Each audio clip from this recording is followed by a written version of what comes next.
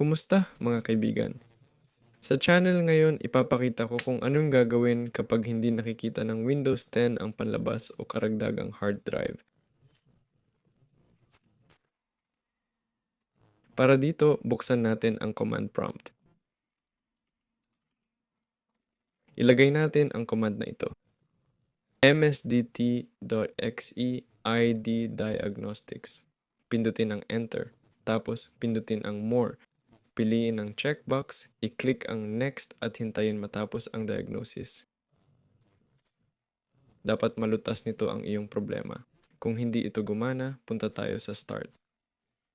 Type edit power plan para baguhin ang power settings.